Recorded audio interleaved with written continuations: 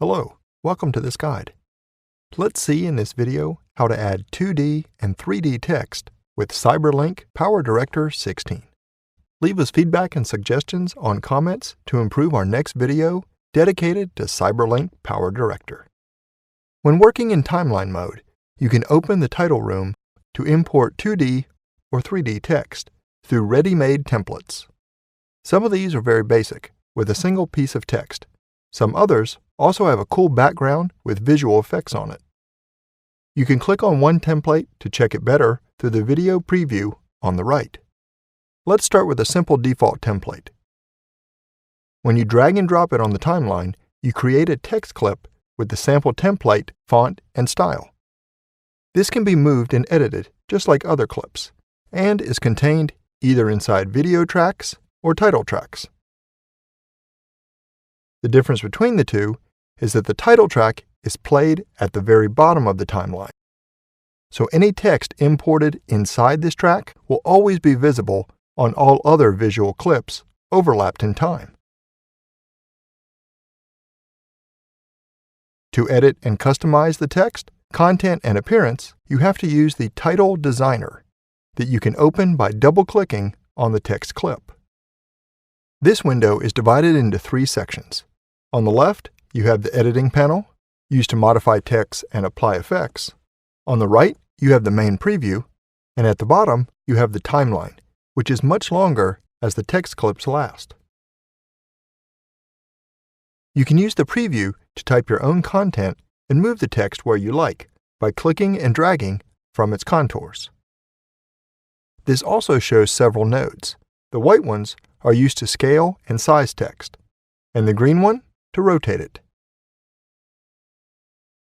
To adjust its appearance, you can use the options under the Object tab. Use Character Presets to pick a ready preset from the list, or else use other sections to customize your text. Inside Font Paragraph, adjust the font family, size, color, line spacing, and character distance. At the bottom, set the font style and its alignment with the paragraph buttons. All these modifications are always applied on the whole text, unless you select a piece of text from the preview. To check the appearance of your text in detail, you can zoom in and out by holding down the Control key and using your mouse wheel. Under Font Face, adjust the blurriness, blur, and the transparency level, opacity, of the basic fill color used on the text. More below, you can choose whether to apply a uniform color or a 2-4 color gradient, deciding each of its colors and its inclination.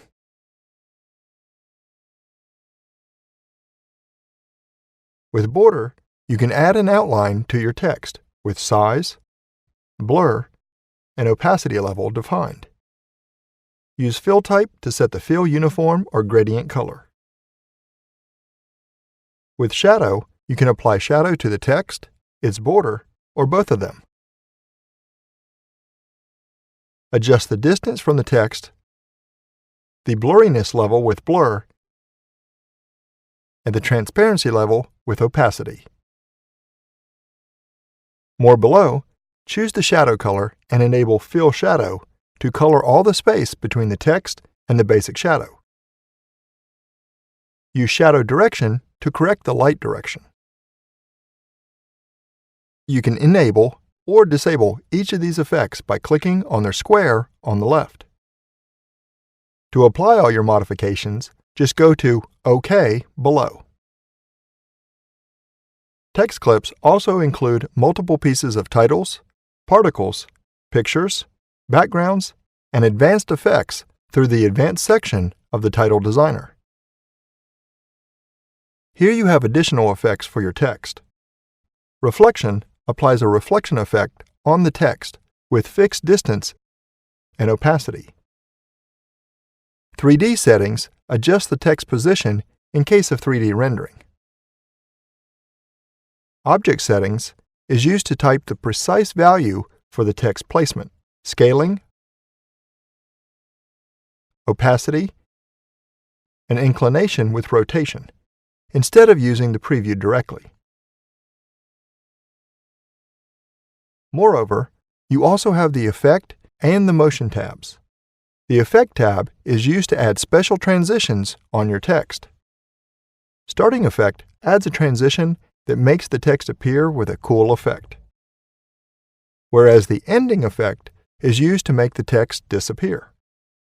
Hover over a transition to check its effect, and click on it to apply it on the text. Use the player to get a preview of the transitions. Transitions are also used on the text timeline as the darkest sides of the text. You can click and drag on the white edges to adjust the transition duration as you like. In case the transition is quite fast, you may have to enable motion blur to make the effect more realistic. The Motion tab is used to change the text position in time according to a defined path. Choose from the list and customize the path by clicking and dragging each of its nodes and curves. On the Advanced panel, you can add multiple objects inside this text clip through the buttons on top of the preview. Each of these objects are completely independent and can be placed, sized, and rotated as seen for the piece of text, but may present several limitations on properties and effects editable.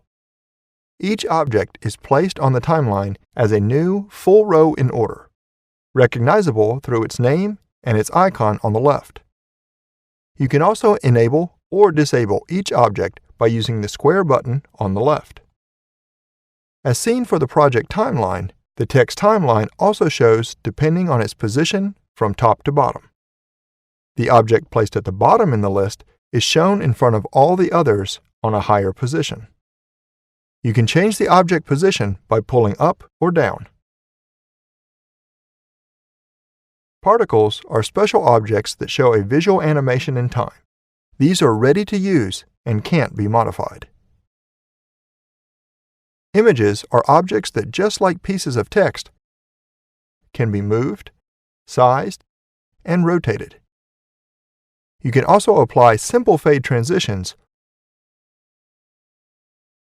or flip the picture, but you can't apply the other special transitions or effects. Backgrounds are pictures imported in order to cover the whole text clip. But you can't edit it all at once, since it doesn't even show up inside the timeline. If you want to remove it, remember to use Ctrl and Z to undo. Whereas to remove other objects imported, just right-click on it and go to Remove. You can also change the text properties in time by using markers called keyframes. A keyframe saves the property value in the instant of time the marker is placed. This way, the text changes while passing from the first keyframe state to the second one, creating a transition. Consider that these keyframes can be applied on titles only. To start applying keyframes on the interested text, click on its left arrow to show all the text properties that can welcome keyframes. By default, these won't have any keyframe, indicating that the properties are completely static. To apply keyframes, place the red marker in time and then click on Add Keyframe. The keyframe will be added on the property row chosen and saves the current level it has from the left panel. At this point, add another keyframe in time and change the property level when you see it selected in red color. At this point, you can see the text property changing in time between the two keyframes. Its duration depends on the distance between the two keyframes. Pay attention that the motion effect is just a ready-made sequence of keyframes applied on the position property. If you want to remove a keyframe, just right-click on it and go to Remove Keyframe. With PowerDirector, you can also import amazing 3D titles. As seen for 2D text, you can create 3D pieces of text by importing a ready 3D template and then edit it as you like. In this case, the Title Designer shows the text properties for a 3D title, such as 3D extrusion under font face, 3D full rotation under 3D rotation settings, 3D render with 3D text settings, and 3D transitions under the Effect tab.